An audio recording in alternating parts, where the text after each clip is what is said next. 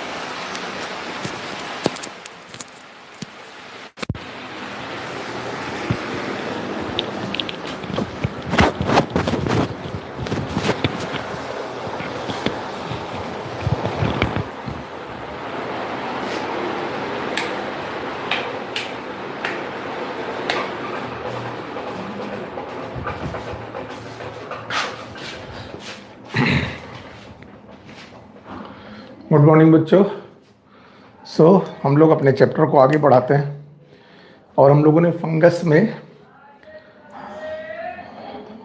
Type of reproduction पढ़ना चालू कर दिया था, अगर आप लोग को याद है। हम लोगों ने पढ़ा था 8 पॉइंट की बेसिस पर, अगर आपको याद हो तो पहला पॉइंट था हैबिट एंड हैबिटेट, ये हमने पढ़ लिया था। दूसरा हमने फंगस के फॉर्म के बारे में पढ़ लिया था। तीसरा हम लोगों ने फंगस की मॉर्फोलॉजी के बारे में पढ़ लिया था कि फंगस कैसे काम, इनकी मॉर्फोलॉजी ये दिखते कैसे हैं। मॉर्फोलॉजी में हम लोगों ने देखा था कि उनके हाइफा, उनकी माइसीलियम किस तरीके से दिखाई पड़ती हैं। इसके अलावा हम लोगों ने एनाटमी, जिसमें थी नहीं तो हम लोगों ने नहीं पढ़ी थी, एनाटमी रिक्वायर्ड करके एक छोटा सा टॉपिक रहता है, अगर जरूरत होती तो एनाटमी हम लोग पढ़ते हैं।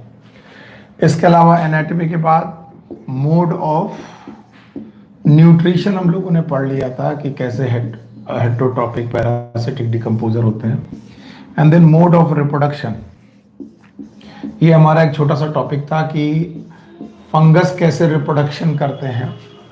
Mode of reproduction, mode of reproduction के बाद हमारे पास एक छोटा सा टॉपिक आता है इकोलॉजिकल इंपॉर्टेंस, कि किसी भी फंगस की क्या क्या इकोलॉजिकल इंपॉर्टेंस हो सकती है।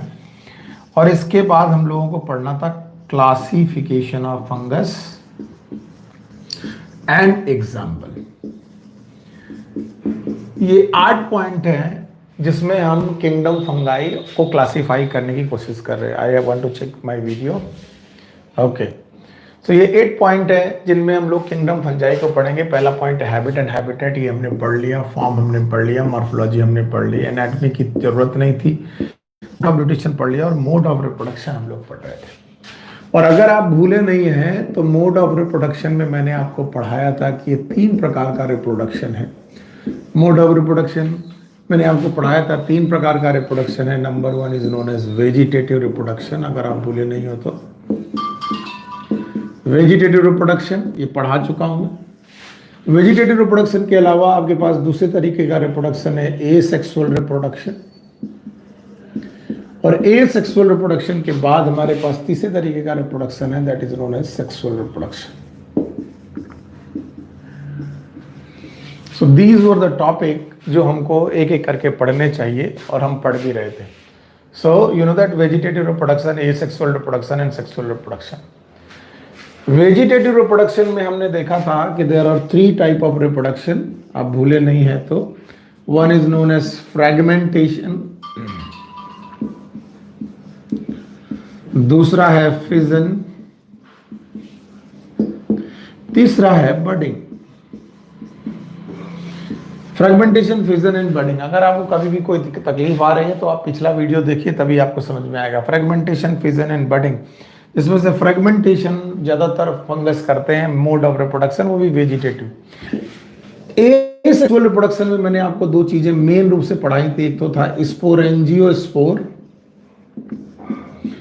स्पोरेंजिया से बनने वाले स्पोर्स, और स्पोरेंजियोस्पोर में 2 प्रकार के स्पोर थे, यू नो दैट ए प्लानोस्पोर जो कि नॉन मोटाइल स्पोर्स थे, और दूसरे प्रकार के स्पोर्स थे जिनको हम लोग बोलते थे जू स्पोर्स, ये मोटाइल स्पोर्स है।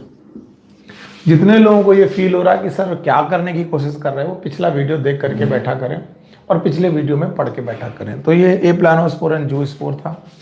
इसके अलावा एसेक्सुअल रिप्रोडक्शन कोनिडिया नाम से होता था, कोनिडिया, सॉरी, एसेक्सुअल रिप्रोडक्शन का दूसरा तरीका था कोनिडिया। ये हम लोग पढ़ चुके हैं, और आज हमारे पास पढ़ने के लिए सेक्सुअल रिप्रोडक्शन है कि सेक्सुअल रिप्रोडक्शन फंगस कैसे करते हैं। सेक्सुअल रिप्रोडक्शन के लिए जो सबसे जरूरी बात है कि सेक्सुअल रिप्रोडक्शन में गैमीट फॉर्मेशन होता है, जो आपको याद रखना पड़ेगा कि इनमें गैमीट फॉर्मेशन होना चाहिए। दूसरा, इनमें गैमीट फ्यूजन होना चाहिए, फ्यूजन। गैमीट फ्यूजन को हम लोग बोलते हैं फर्टिलाइजेशन। और याद रखना, फर्टिलाइजेशन के बाद बनता है जाइगोट, और इस जाइगोट में होनी चाहिए मियोसिस। अभी मैं कुछ पढ़ा नहीं रहा हूं, ये पिछली क्लासेस के साथ आपकी मुलाकात करा रहा हूं। जो आपने पिछली क्लासेस में पढ़ा है वो आपको कितना आना चाहिए, वो ये बात। अगर आप इतना बात समझते हैं तो हम लोग टॉपिक में आगे प्रोसीड कर सकते हैं। चलिए एक एक करके हम लोग इन सारी बातों को समझने की कोशिश करते हैं। क्या क्या बातें हैं सर, ध्यान से देखिए। हम लोग पूरे किंगडम फंगस को, किंगडम फंजाई को 8 पॉइंट में पढ़ते हैं। पहला पॉइंट है हैबिट एंड हैबिटेट, वो कहाँ रहते हैं मैं पढ़ा चुका हूँ। फिर मैंने फॉर्म के बारे में बताया कि वो यूनिसेलुलर हैं कि मल्टीसेलुलर हैं। फिर उनकी मॉर्फोलॉजी के बारे में बताया गया, वो दिखने में कैसे हैं, उनके हाइफा कैसे हैं, माइसिलियम कैसे हैं। एनाटमी थी नहीं तो हम लोग पढ़े नहीं। मोड ऑफ न्यूट्रिशन हमने देखा कि वो सेप्रोफिटिक है। मोड ऑफ रिप्रोडक्शन हम लोगों ने यहाँ पर पढ़ने की कोशिश की। अभी हम लोग मोड ऑफ रिप्रोडक्शन ही पढ़ रहे हैं, और मोड ऑफ रिप्रोडक्शन पढ़ते वक्त हमने पाया कि 3 तरीके का मोड ऑफ रिप्रोडक्शन है। One is known as vegetative reproduction, number 2 is asexual reproduction, number 3 sexual reproduction. Vegetative reproduction जिसको हम लोग कायिक प्रजनन कहते हैं, काया से होने वाला प्रजनन, जो कि 3 प्रकार का है, fragmentation, fission and budding. Asexual reproduction में स्पेशल स्ट्रक्चर बनते हैं लेकिन गैमीट नहीं बनता, फर्टिलाइजेशन नहीं होता, मियोसिस नहीं होता, इसलिए इसे हम लोग एसेक्सुअल रिप्रोडक्शन बोलते हैं। और स्पोरेंजिया में बनने वाले स्पोर हैं नॉन मोटाइल ए प्लानोस्पोर, मोटाइल जू स्पोर। इसके अलावा कोनिडिया बनती है जो कि एसेक्सुअल रिप्रोडक्शन का तरीका है, ये मैं पढ़ा चुका हूँ। Now today is sexual reproduction, और सेक्सुअल रिप्रोडक्शन में गैमीट फॉर्मेशन, गैमीट फ्यूजन और फर्टिलाइजेशन की व्यवस्था है। देखिए, मैं जब भी कभी आपको एल्गी पढ़ाऊंगा या कभी भी आप लोग एल्गी पढ़ेंगे या फिर अदर प्लांट पढ़ेंगे, एल्गी और अदर प्लांट, आपका मूड लगेगा कि सर फंजाई पढ़ाते पढ़ाते एल्गी में कैसे कूद गए। तो आपको छोटी सी बात बतानी है जो आपको समझना चाहिए। एल्गी या फिर अदर प्लांट पढ़ते वक्त सेक्सुअल रिप्रोडक्शन होने के समय पर, जब उनमें सेक्सुअल रिप्रोडक्शन होता है, क्या होता है जरा उसे देखना बहुत जरूरी है। याद रखना, एल्गी या अदर प्लांट के पास 2 तरीके के गैमीट होते हैं। एक ऐसा गैमीट होगा जिसको हम लोग बोलेंगे मेल गैमीट, मेल गैमीट होगा, ओके। और एक ऐसा गैमीट होगा जिसको हम लोग फीमेल गैमीट बोलेंगे। तो 2 तरीके के गैमीट बनते हैं, one is known as male gamete और दूसरे तरीके का गैमीट है जिसे हम लोग फीमेल गैमीट बोलते हैं। मेल गैमीट मेल साइड से आएगा, फीमेल गैमीट फीमेल साइड से आएगा। अब जो गैमीट होते हैं ये कोशिकाएं हैं, इन कोशिकाओं में साइटोप्लाज्म है, इनमें न्यूक्लियस है, they have cytoplasm and nucleus. अब ये गैमीट जब फ्यूजन करने जा रहे हैं तो लेट सपोज ये न्यूक्लियस है, ये न्यूक्लियस है, बाकी ये रहा साइटोप्लाज्म, और ये बीच वाला पार्ट जो था जिसको मैंने ब्लैक कलर के लिखा हुआ है, इट इज अ न्यूक्लियस। जब ये मेल और फीमेल गैमीट आपस में फ्यूज करते हैं तो क्या कमाल होता है। होता ये है कि when the mail and female gamete they get fused, जब वो मेल और फीमेल गैमीट आपस में फ्यूज करते हैं तो इनका साइटोप्लाज्म, इनका दोनों का, इन दोनों गैमीट का साइटोप्लाज्म आपस में फ्यूज होने लगता है। इसे बोलते हैं प्लाज्मोगैमी। अगर आप भूल जाएं तो ऐसे याद रखिए, साइटोप्लाज्म का फ्यूजन, इस गैमीट का और इस गैमीट के साइटोप्लाज्म का fusion, it is known as plasmogamy. और जिस समय प्लाज्मोगैमी हो रही उसी समय दोनों के न्यूक्लियस भी फ्यूज हो जाते हैं, इसे बोलते हैं कैरियोगैमी।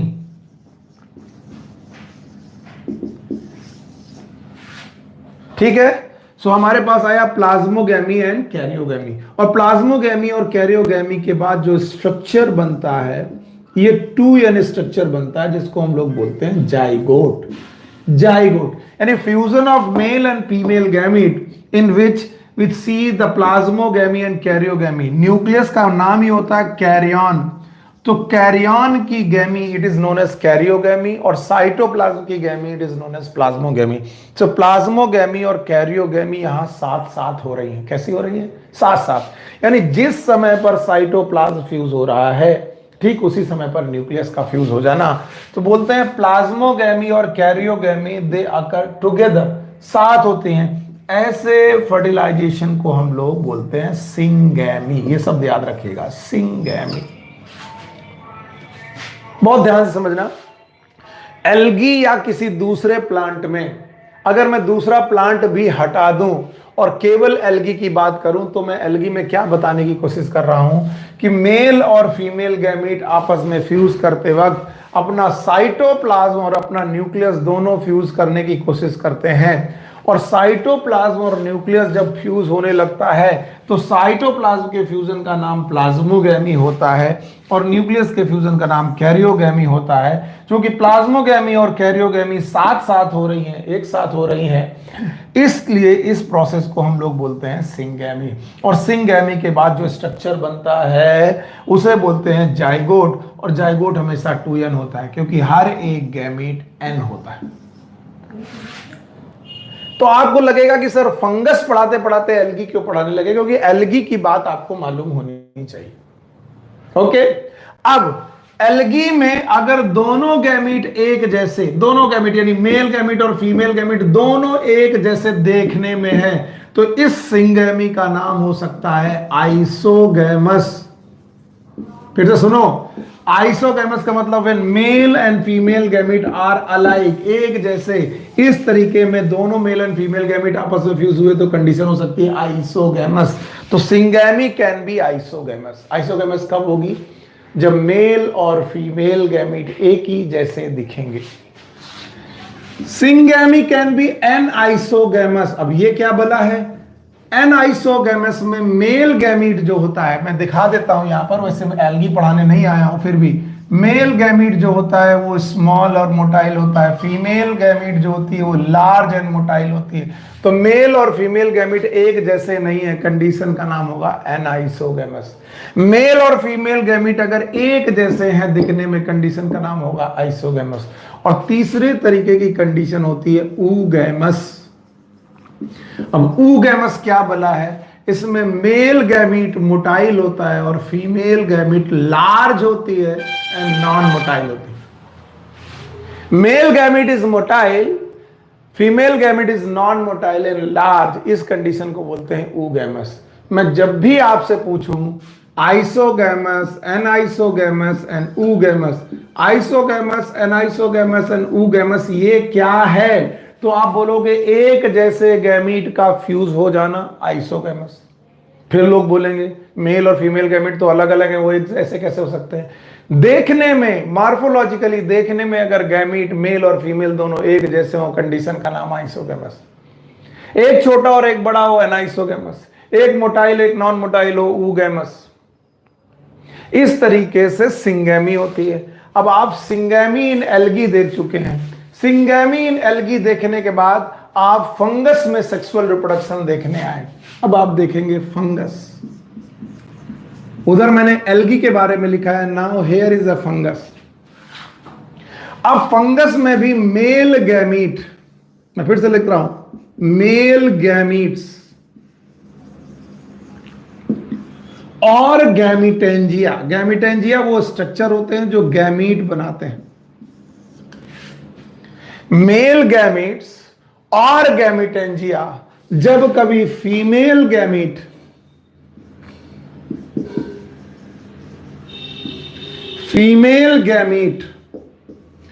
और गैमिटेंजिया से फ्यूज करते हैं, तब क्या होता है, ये देखने वाली बात है। तो मेल गैमीट के पास भी अपना न्यूक्लियस और साइटोप्लाज्म है, फीमेल गैमीट के पास भी अपना न्यूक्लियस और साइटोप्लाज्म है।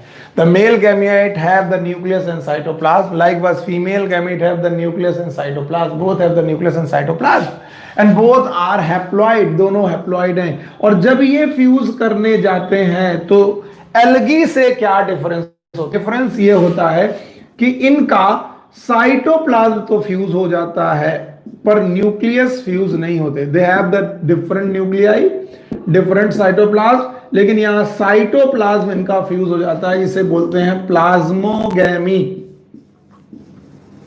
ध्यान से देखें, इनमें प्लाज्मोगैमी तो हो जाती है लेकिन कैरियोगैमी तुरंत नहीं होती। यानी साइटोप्लाज्म का फ्यूजन हो जाता है लेकिन कैरियोगैमी यानी न्यूक्लियस का फ्यूजन तुरंत नहीं होता। और इस वजह से एक स्ट्रक्चर बनता है। ये स्ट्रक्चर जो बनता है, इस स्ट्रक्चर में दो न्यूक्लियस एक साथ पड़े रहते हैं। कंडीशन का नाम है डाई कैरियन। इसे हम लोग डाई कैरियन कंडीशन बोलते हैं। डाई मतलब दो, कैरियन मतलब न्यूक्लियस, यानी एक साथ दो न्यूक्लियस एक कोशिका में रहने लगते हैं। फिर से सुनो, इधर देखो, यहां जैसे ही साइटोप्लाज्म फ्यूज हुआ था एल्गी में, फिर से लिख दे रहा हूं, एल्गी में जैसे ही साइटोप्लाज्म फ्यूज हुआ था वैसे ही न्यूक्लियस फ्यूज हो गए थे। यानी प्लाज्मोगैमी और कैरियोगैमी साथ साथ हुए थे और साथ साथ होने की वजह से इस कंडीशन को बोला गया था सिनगैमी। सिन मतलब साथ, गैमी मतलब फ्यूजन। सिनगैमी का मतलब when plasmogamy and karyogamy occurs together. लेकिन मेल गैमीट और फीमेल गैमीट में दोनों फ्यूज हो, लेकिन दोनों के फ्यूजन में केवल प्लाज्मोगैमी हो और कैरियोगैमी तुरंत ना हो। प्लाज्मोगैमी तो हो लेकिन तुरंत कैरियोगैमी ना हो। इस कंडीशन में यहां एक स्ट्रक्चर बना रहेगा जिसका नाम होगा डाइकैरियन। क्या बोलेंगे इसे? डाइकैरियन। यही डाइकैरियन आगे, इसी डाइकैरियन के अंदर आगे न्यूक्लियस भी फ्यूज हो जाएगा। यानी बाद में, बहुत बाद में, प्लाज्मोगैमी के बहुत बाद में हो जाएगी कैरियोगैमी। और बेटा इस कैरियोगैमी की वजह से बनेगा जाइगोट।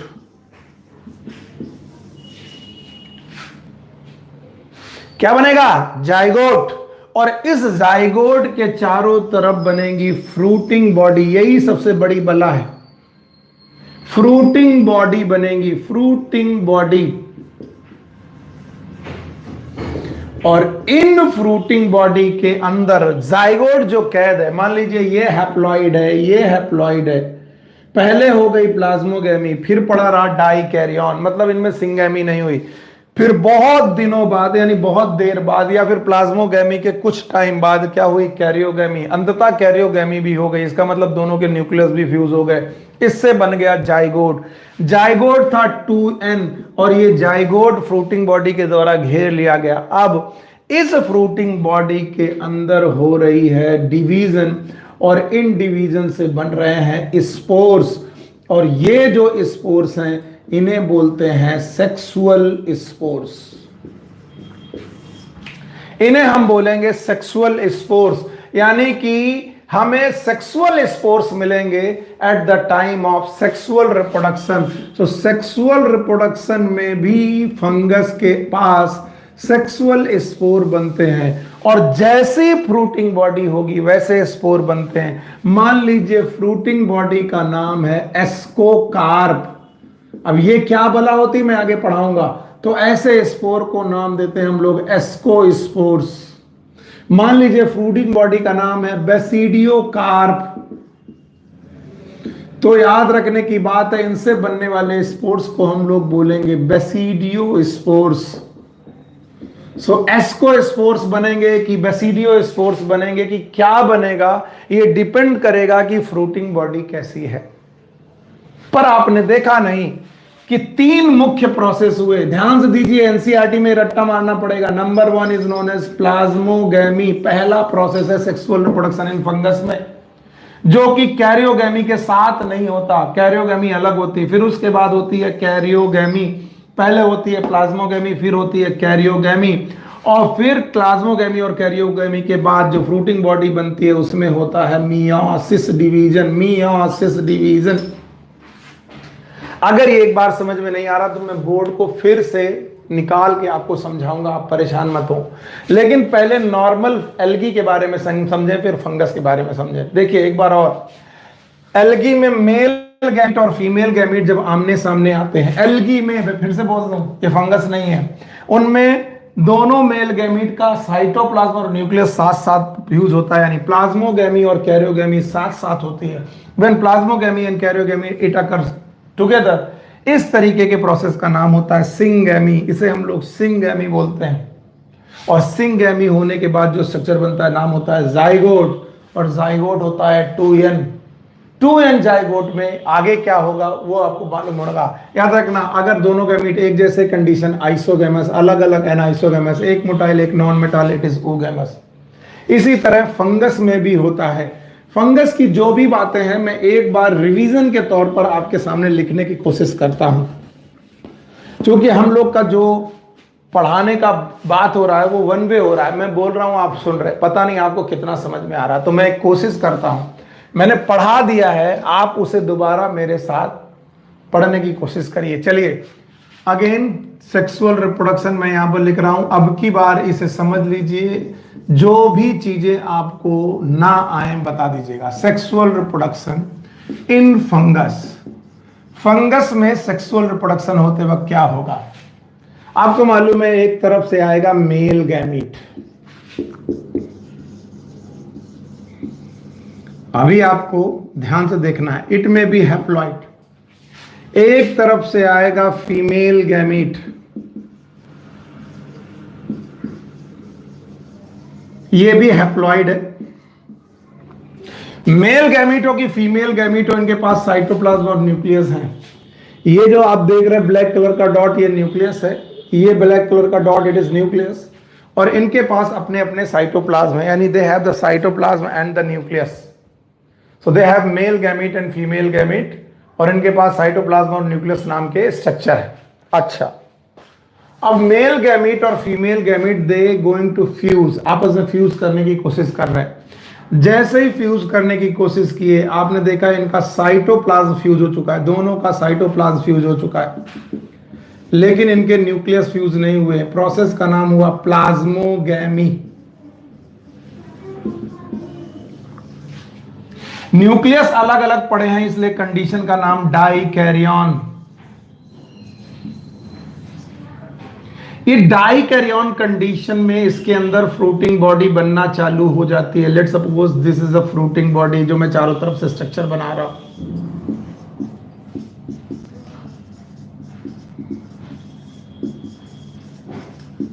अब इस फ्रूटिंग बॉडी के अंदर डाइकैरियन पड़ा हुआ है। आगे का स्टेप देखिए, इसी फ्रूटिंग बॉडी के अंदर डाइकैरियन वाला स्ट्रक्चर में भी न्यूक्लियस फ्यूज हो गए। न्यूक्लियस फ्यूज हो गए तो पहला प्रोसेस था प्लाज्मोगैमी और दूसरा प्रोसेस हो गया कैरियोगैमी।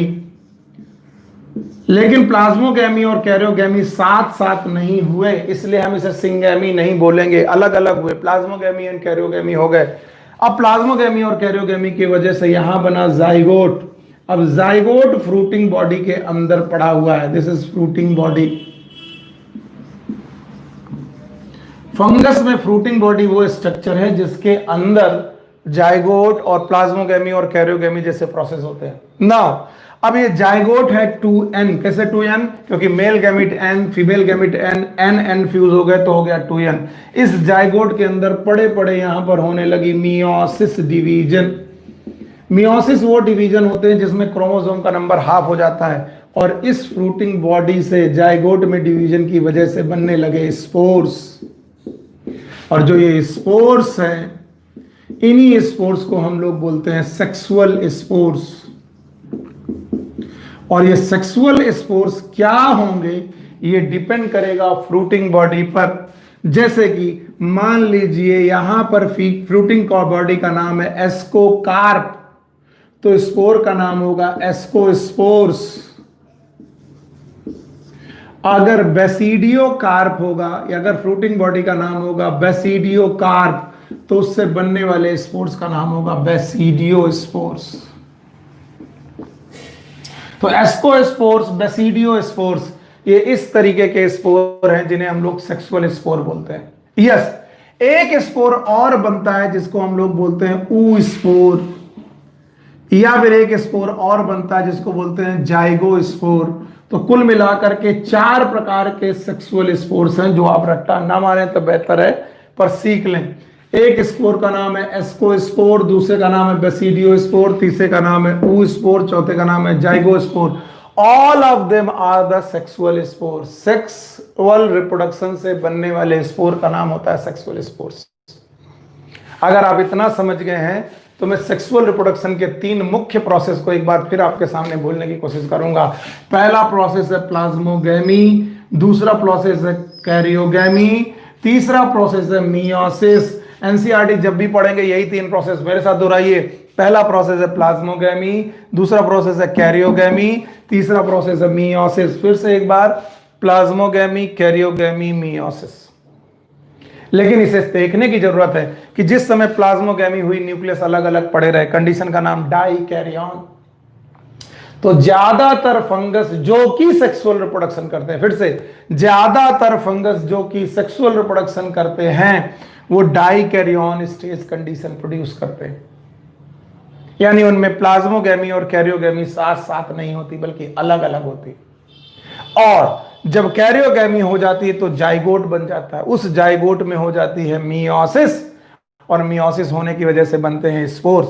ये मियोसिस फ्रूटिंग बॉडी के अंदर बन रही है, इसलिए स्पोर्स भी फ्रूटिंग बॉडी के अंदर बनते हैं। और जैसी फ्रूटिंग बॉडी वैसे स्पोर्स। एस्कोकार्प नाम की फ्रूटिंग बॉडी तो एस्कोस्पोर्स, बेसिडियोकार्प की फ्रूटिंग बॉडी तो बेसिडियोस्पोर्स। कुछ बच्चे बोल रहे होंगे एस्कोकार्प और बेसिडियोकार्प क्या है? ये फ्रूटिंग बॉडी के प्रकार हैं जो एक एक करके जब मैं क्लासिफिकेशन करूंगा मैं पढ़ाऊंगा। इन दोनों स्पोर्स के अलावा, एस्कोस्पोर और बेसिडियोस्पोर के अलावा भी 2 स्पोर बनते हैं, इनका नाम है ऊ स्पोर एंड जाइगोस्पोर्स। ये क्या होते हैं, कैसे होते हैं, वो डिटेल में एक एक करके आपको पढ़ा रहा हूं। सो सेक्सुअल रिप्रोडक्शन से रिलेटेड ये कहानियां आपके सामने आ गई और इसे आप समझने की कोशिश करें। गुड। नाउ आगे मैं पढ़ाने की कोशिश कर रहा हूं कि क्या क्या आपको मालूम होना चाहिए। एक बार दोहराते जाइए। सेक्सुअल रिप्रोडक्शन इन फंगस, पहला स्टेप है यस, पहला स्टेप है यस, बोलिए प्लाज्मोगैमी। दूसरा स्टेप क्या है? कैरियोगैमी। और तीसरा स्टेप क्या है? Meiosis. So plasmogamy, karyogamy and meiosis. इनमें सिंगैमी नहीं होती, यानी यहाँ मैंने साइटोप्लाज्म और न्यूक्लियस का फ्यूजन एक साथ नहीं होता। Thank you very much. अगर आप इतना समझ गए तो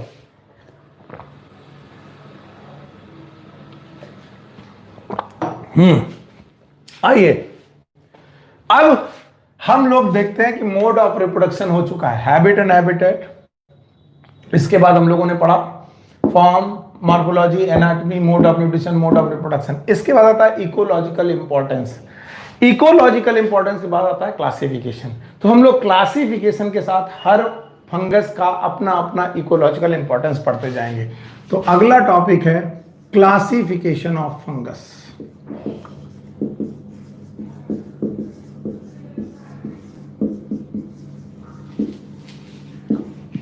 इस दुनिया में जितने भी फंगस हैं उनको क्लासिफाई किया गया, उनको अलग अलग वर्गों में वर्गीकरण किया गया है। तो क्लासिफिकेशन ऑफ फंगस किस बेसिस पर किया गया है? It depends upon on the basis of classification of fungus किन बेसिस पर किया गया है? पहला बेसिस है yes, Haifa and mycelium structure. Haifa और माइसीलियम के स्ट्रक्चर पर फंगस का क्लासिफिकेशन डिपेंड करता है। आप कहेंगे हाइफा और माइसीलियम, यस।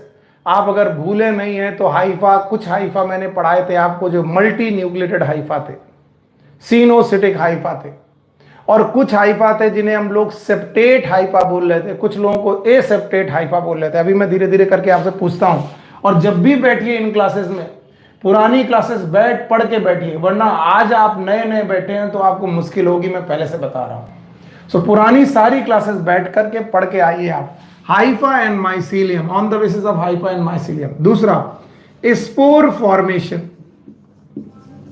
इनका क्लासिफिकेशन स्पोर फॉर्मेशन की बेसिस पर भी किया गया है। तीसरा basis, on the basis of sexual reproduction. Fungus का क्लासिफिकेशन इन मुख्य बातों पर डिपेंड करता है, मेन बातों पर, Haifa and mycelium, spore formation and sexual reproduction. और इस दुनिया में जितने भी फंगस हैं उनको मुख्यतः 4 क्लासेस में बांट दिया गया। There are 4 classes. फंगस को मुख्य रूप से 4 क्लासेस में बांटा गया है, और उन 4 क्लासेस में बांटने का कारण है, बेसिस है, हाइफा और माइसीलियम सबके अलग अलग, स्पोर फॉर्मेशन करने का तरीका अलग अलग, सेक्सुअल रिप्रोडक्शन करने का तरीका अलग अलग। और इन 4 क्लासेस में से चारों क्लासेस के नाम है। Number 1 is known as phycomycetes.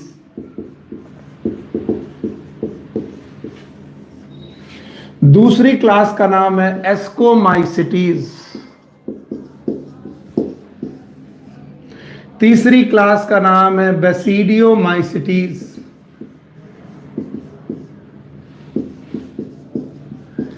और चौथी क्लास का नाम है ड्यूट्रोमाइसिटीज।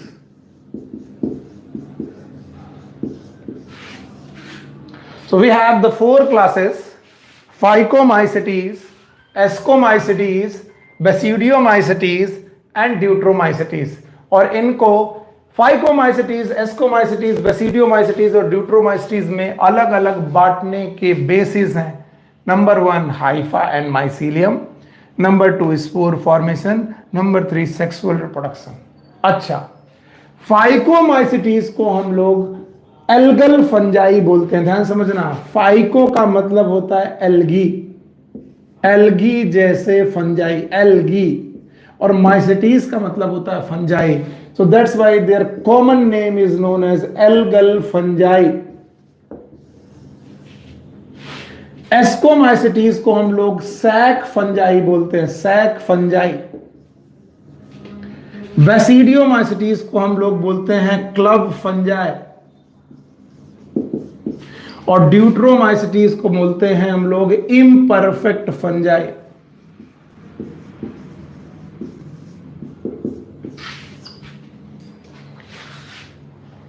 अगर आप इतना जान जाएंगे तो मेरा काम बहुत बनने वाला है। फंगस को 4 मुख्य क्लासेस में बांटा गया है, और ये 4 मुख्य क्लासेस में नाम है फाइकोमाइसिटीज, एस्कोमाइसिटीज, बेसिडियोमाइसिटीज, ड्यूट्रोमाइसिटीज। फिर से, phycomycetes, ascomycetes, basidiomycetes, Deuteromycetes. Phycomycetes एक एल्गल फंजाई का ग्रुप है जिसमें फंगस तो है लेकिन गुण एल्गी वाले हैं, that's why it is known as algal fungi. दूसरा एस्कोमाइसिटीज है जिसमें सैक लाइक फ्रूटिंग बॉडी बनती है, फ्रूटिंग बॉडी का तरीका सैक लाइक होता है, that's why they are known as sac fungi. और तीसरा तरीका है basidiomycetes, they are also known as club fungi. और चौथा है ड्यूट्रोमाइसिटीज, इन्हें बोलेंगे इम्परफेक्ट फंजाई। और आप देख लीजिए मैंने किस बेसिस पर, हाइफा और mycelium, spore formation, sexual reproduction and fruiting body, fruiting body पर भी इनका क्लासिफिकेशन डिपेंड करता है। एक बात जो मैं चाहता हूं कि आप कभी ना भूलें, फंजाई में, फंजाई का जो क्लासिफिकेशन है, याद रखना, इसमें सेक्सुअल रिप्रोडक्शन का ट्रेंड है वो आप बहुत ज्यादा देखने की कोशिश करिए। फाइकोमाइसिटीज को हम लोग मोस्ट सिंपल फंजाई बोलते हैं, सबसे ज्यादा सिंपल फंजाई माना जाता है। अगर इन 4 क्लासेस में सबसे ज्यादा सिंपल फंजाई माना जाएगा तो वो फाइकोमाइसिटीज, उनसे ज्यादा एडवांस एस्कोमाइसिटीज, उनसे ज्यादा एडवांस बेसिडियोमाइसिटीज, और सबसे ज्यादा एडवांस इट इज ड्यूट्रोमाइसिटीज। और ड्यूट्रोमाइसिटीज को हम लोग मोस्ट एडवांस फंजाई बोलते हैं।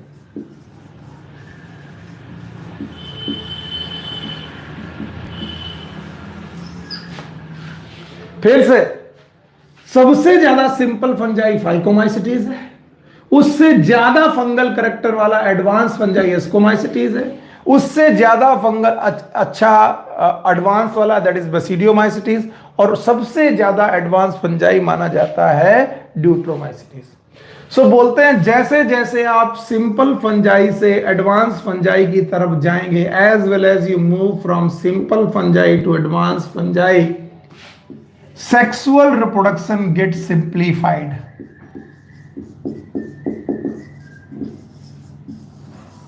ये बात समझने की कोशिश करिए। आप फाइकोमाइसिटीज से लेकर के ड्यूट्रोमाइसिटीज तक मूव करिए तो सबसे बढ़िया फंजाई जो है वो ड्यूट्रोमाइसिटीज है, एडवांस के रूप में। बढ़िया का मतलब सबसे एडवांस, और सबसे सिंपल फंजाई फाइकोमाइसिटीज है। लेकिन इनमें सेक्सुअल रिप्रोडक्शन का ट्रेंड उल्टा है। उल्टा का मतलब क्या है? फाइकोमाइसिटीज जो कि सबसे सिंपल फंजाई है, they have the most advance sexual reproduction.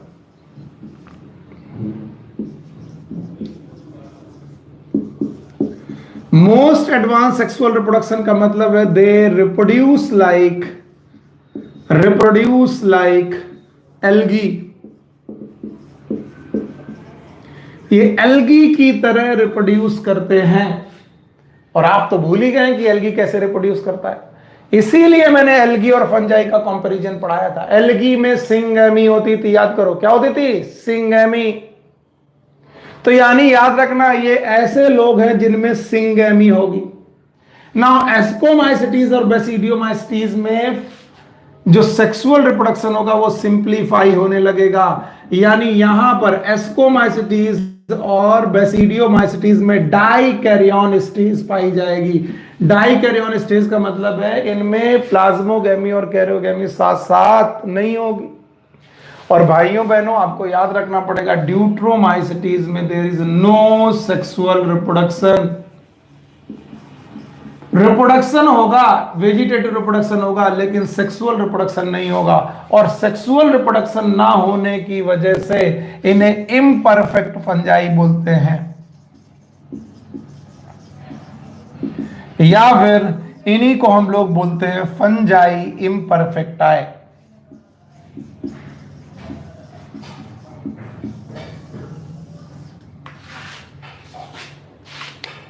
फिर देख लो, मैंने बोला था किन किन बातों पर आप लोगों ने फंगस का क्लासिफिकेशन किया था। एक तो हाइफा माइसीलियम, याद है आपको? दूसरा आपने देखा था स्पोर फॉर्मेशन, फ्रूटिंग बॉडी, चौथा सेक्सुअल रिप्रोडक्शन। और उन चार बेसिस पर आपने 4 क्लासेस बना दी। नंबर 1 is known as phycomycetes, ascomycetes, basidiomycetes, deuteromycetes. एक एक करके पढ़ो। फाइकोमाइसिटीज को हम लोगों ने बोला एल्गल फंजाई, एस्कोमाइसिटीज को हमने बोला सैक फंजाई, बेसिडियोमाइसिटीज को हम लोगों ने बोला क्लब फंजाई,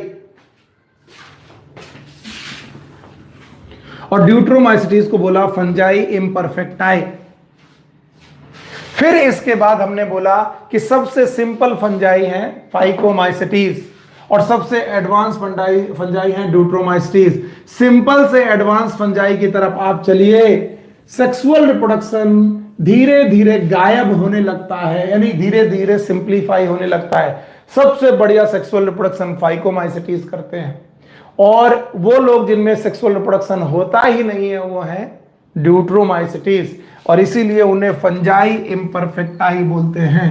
और फंजाई इम्परफेक्टाई के हिसाब से आप लोगों को why they are known as imperfect fungi, उनमें ऐसा क्या इम्परफेक्शन है जिसकी वजह से उन्हें इम्परफेक्ट फंजाई बोलते हैं। उनके अंदर जो इम्परफेक्शन है, उस इम्परफेक्शन का नाम है they do not have the sexual reproduction. Reproduction है but they do not have the sexual reproduction, और सेक्सुअल रिप्रोडक्शन ना होने की वजह से उन्हें हम लोग इम्परफेक्ट फंजाई बोलते हैं। So there are 4 main classes: phycomycetes, ascomycetes, basidiomycetes and Deuteromycetes. इनको एक एक करके डिटेल में पढ़ा जाना चाहिए। सो हमारे कोर्स में जो पहला फंजाई आता है, it is known as phycomycetes.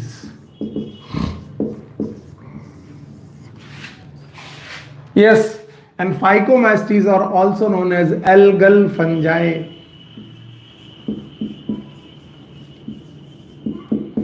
Algal fungi,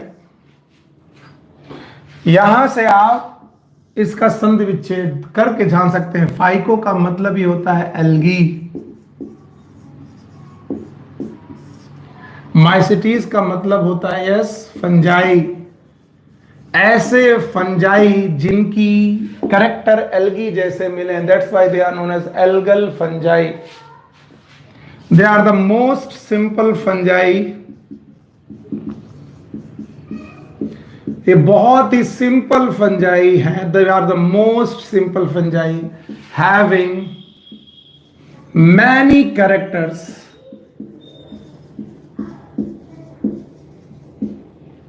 like of algae. जैसे एल्गी के कैरेक्टर होते हैं वैसे इनमें बहुत सारे कैरेक्टर होते हैं। और कौन कौन से कैरेक्टर इनके पास एल्गी जैसे होते हैं, क्यों ना हम लोग एक एक करके पढ़ने की कोशिश करें। ओके ओके, चलिए समझने की कोशिश करते हैं। पहला, फाइकोमाइसिटीज का हम लोग देखें हैबिट एंड हैबिटेट।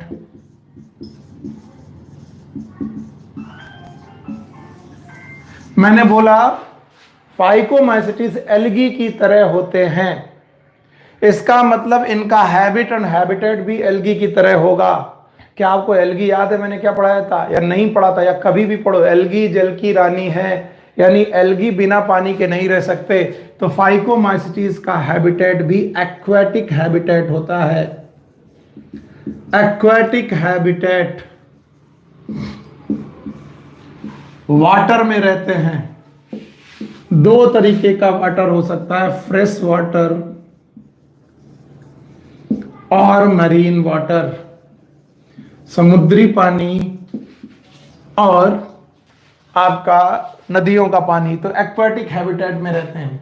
अगर इन्हें पानी ना मिले तो ये मॉइस्ट प्लेसेस में रहते हैं। They live in the moist places and dam places.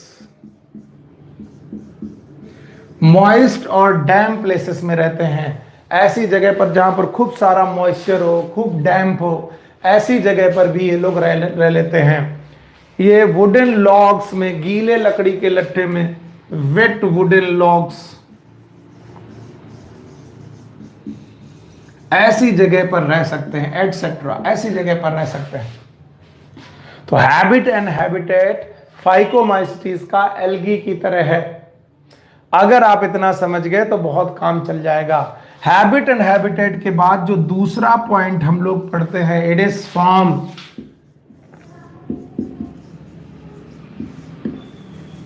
तो फाइकोमाइसिटीज का फॉर्म क्या है? Most of them are the multi cellular.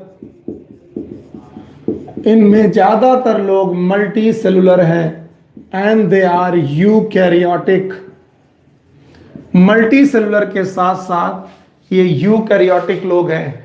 एक कोशिकी बहुकोशिकी में अगर पूछा जाए तो आप बताएंगे ज्यादातर मेंबर इनके मल्टी सेलुलर है और यूकैरियोटिक है। देखिए, मैं फाइकोमाइसिटीज को भी उन 8 पॉइंट पर लेने की कोशिश कर रहा हूं जिस 8 पॉइंट पर मैंने पूरा फंगस पढ़ाया है। इसलिए पहला पॉइंट हैबिट एंड हैबिटेट। खैर, phycomycetes are also known as algal fungi. Most simple fungi हैं और बहुत सारे कैरेक्टर ऐसे हैं जो एल्गी जैसे हैं। पहला ही कैरेक्टर इनका देखिए, इनका हैबिट एंड हैबिटेट। ज्यादातर फंगस पानी में नहीं रहते हैं, लेकिन फाइकोमाइसिटीज के ज्यादातर मेंबर पानी में ही रहते हैं क्योंकि ये एल्गी की तरह बिहेव करते हैं। और एक्वेटिक हैबिटेट होने के अलावा ये मॉइस्चर प्लेसेस में रह लेंगे जहां पर कहीं काफी पानी की मात्रा हो। इसके अलावा ये मल्टी सेलुलर होते हैं और यूकैरियोटिक होते हैं। तो मेरे उन 8 पॉइंट को अगर आप नहीं भूलेंगे तो मामला सही रहेगा। पहला पॉइंट हैबिट एंड हैबिटेट, दूसरा पॉइंट फॉर्म, तीसरा मॉर्फोलॉजी। सो अगर कोई तुमसे पूछे फाइकोमाइसिटीज की मॉर्फोलॉजी कैसा है तो मैं अभी सिखाता हूं आपको। माइस्फाइकोमाइसिटीज की मॉर्फोलॉजी जब आप देखने जाएंगे तो आपको पता चलेगा दे हैव एसेप्टेट हाइफा। और अगर आप लोगों ने एसेप्टेट हाइफा पढ़े थे तो आपको याद होगा ऐसे हाइफा में बहुत सारे न्यूक्लियस हुआ करते थे, और मैंने आपको सिखाया था कि इनमें न्यूक्लियस बहुत सारे क्यों हैं, क्योंकि इनके बीच में सेप्टा नहीं है, सेप्टा नहीं है, और सेप्टा ना होने की वजह से they are known as aseptate. और एसेप्टेट के अलावा यहां पर बहुत सारे न्यूक्लियस हैं, that's why they are known as multinucleated hypha. और मल्टी न्यूक्लिएटेड हाइफा को ही हम लोग बोलते हैं सिनोसिटिक हाइफा।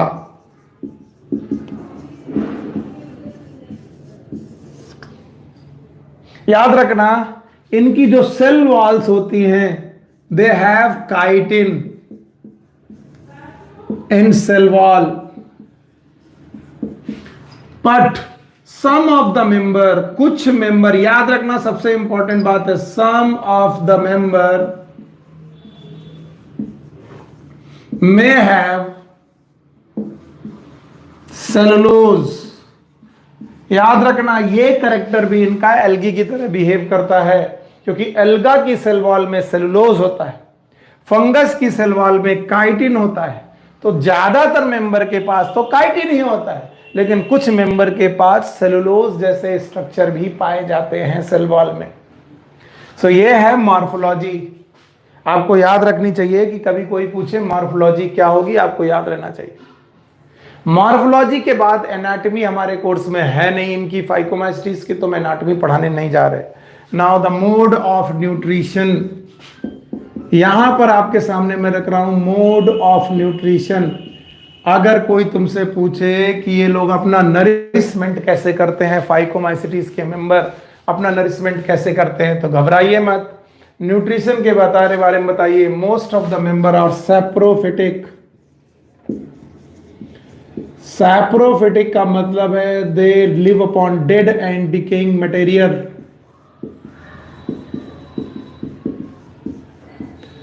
सड़ी गली चीजों को ये लोग खाते हैं, and that's why they are known as decomposers. इसके अलावा सम मेंबर आर पैरासाइट्स, कुछ मेंबर पैरासाइट भी हैं, यानी एक लिविंग ऑर्गेनिज्म दूसरे लिविंग ऑर्गेनिज्म पर जब सरवाइव करता है तो इसे बोलते हैं पैरासाइट। याद रहेगा? सो आप लोग देख लीजिए, मैं उन्हीं 8 पॉइंट पर खींचने की कोशिश कर रहा हूं, उन्हीं 8 पॉइंट पर खींचने की कोशिश कर रहा हूं जो मैंने पढ़ाए थे। Habit and habitat, form, morphology, anatomy if require, anatomy थी नहीं तो मैंने पढ़ाया नहीं, और mode of nutrition. Now the mode of reproduction मेरे बच्चा। सो फाइकोमाइसिटीज में मोड ऑफ रिप्रोडक्शन क्या होगा, मैंने ऑलरेडी आपको मोड ऑफ रिप्रोडक्शन फंगस के पढ़ा रखे हैं। अगर आपको मैंने मोड ऑफ रिप्रोडक्शन ऑलरेडी पढ़ा रखे हैं तो वो आपको बताने चाहिए। फाइकोमाइसिटीज के मोड ऑफ रिप्रोडक्शन भी बिल्कुल दूसरे एल्गी तरीके होते हैं। मोड ऑफ रिप्रोडक्शन में इन एल्गी के पास भी 3 तरीके का रिप्रोडक्शन होता है। Number 1 is known as vegetative reproduction,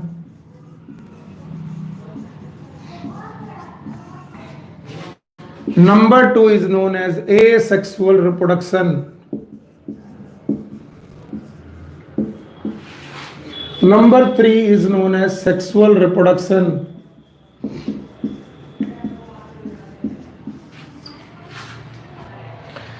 vegetative reproduction, asexual reproduction, sexual reproduction, बाकी फंगस भी इसी 3 प्रकार का रिप्रोडक्शन करते हैं। फाइकोमाइसिटीज के मेंबर वेजिटेटिव रिप्रोडक्शन में most of the time fragmentation करते हैं। They perform fragmentation most of the time. अब ये क्या होता है ये मैंने पिछली क्लासेस में पढ़ा रखा है, तो जो लोग भी आज जुड़े हैं वो घबराएंगे नहीं। मैंने पहले पढ़ा रखा है फ्रेगमेंटेशन क्या है, फिजन क्या है, बडिंग क्या है, पुराने वीडियो देखिए और उनमें से आइए।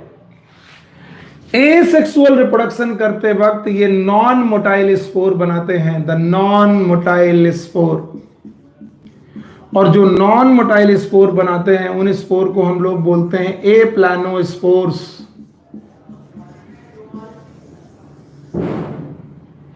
दूसरा, ये मोटाइल स्पोर भी बना सकते हैं, मूव करने वाले स्पोर्स भी बना सकते हैं। नॉन मोटाइल स्पोर में फ्लैजला नहीं होगा, मोटाइल स्पोर में फ्लैजला होगा। और मोटाइल स्पोर को हम लोग जू स्पोर्स के नाम से जानते हैं। फिर से मैं बता दूं, अगर थोड़ी सी भी बुद्धि है तो काम चल जाएगा।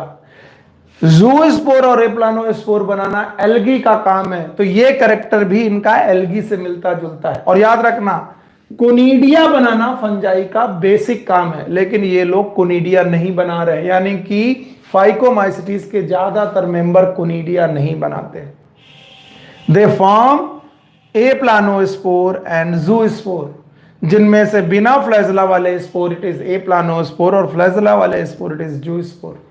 Now the sexual reproduction like of algae, algae जैसा एल्गी सेक्सुअल रिप्रोडक्शन करते थे। और आप भूल गए एल्गी कैसे सेक्सुअल रिप्रोडक्शन करते थे।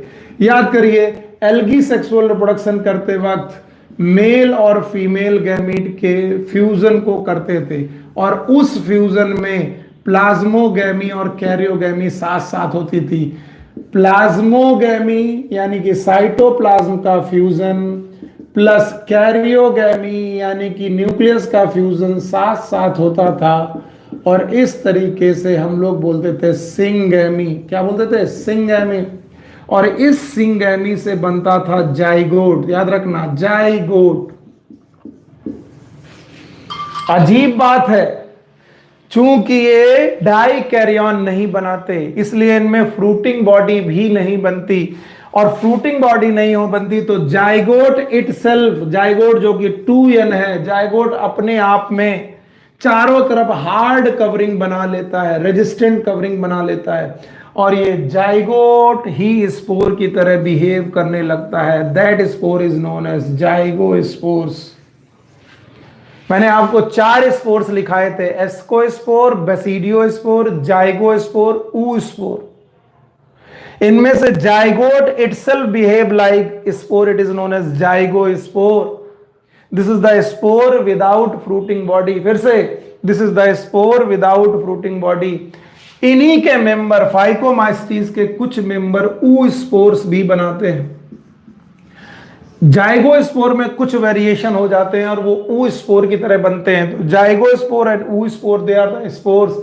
इनमें टिपिकल फ्रूटिंग बॉडी नहीं बनती, यानी फ्रूटिंग बॉडी जैसा स्ट्रक्चर नहीं होता। और जानकर खुशी होगी कि जाइगोस्पोर 2n है, ऊ स्पोर भी 2n है, क्योंकि ये जाइगोट से डायरेक्ट बने हैं, बिना फ्रूटिंग बॉडी के स्पोर्स हैं। याद रहेगा। और इस तरीके से हमने देखा कि इनमें सेक्सुअल रिप्रोडक्शन के दौरान सिंगैमी होती है। और मैंने बताया था सिंगैमी करना फंगस का काम नहीं है।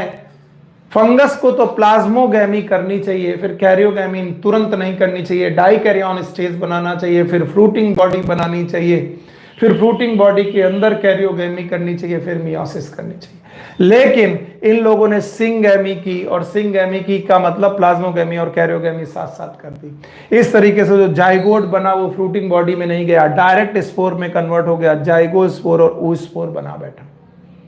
अब सिंगैमी कितने प्रकार की मैंने पढ़ाई थी? यस, पहली थी आइसोगैमस, तो ठीक है, ये लोग आइसोगैमस रिप्रोडक्शन कर सकते हैं। दूसरा था एनाइसोगैमस, यस, ये एनाइसोगैमस रिप्रोडक्शन कर सकते हैं, बिल्कुल एल्गी की तरह।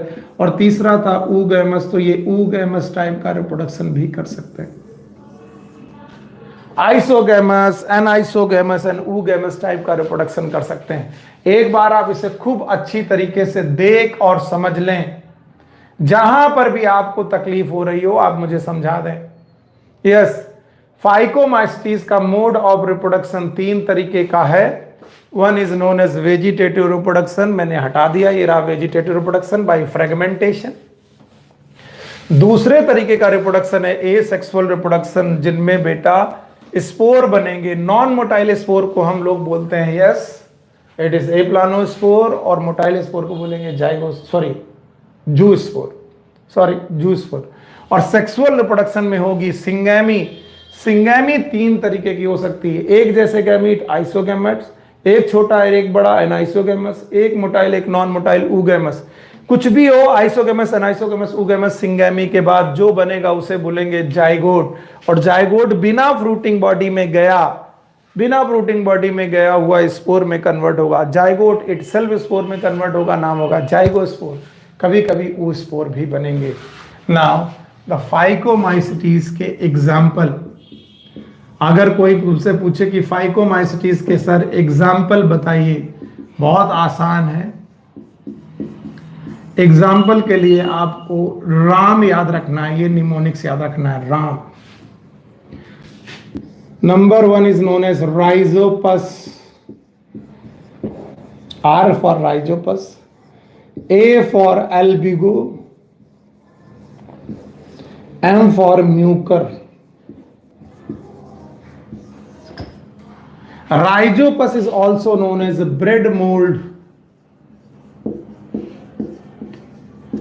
अगर आपको याद हो तो मैंने बोला था कि ब्रेड में कभी कभी फफूंद लग जाती है, या अचार में कभी कभी फफूंद लग जाती है। कौन है? राइजोपस।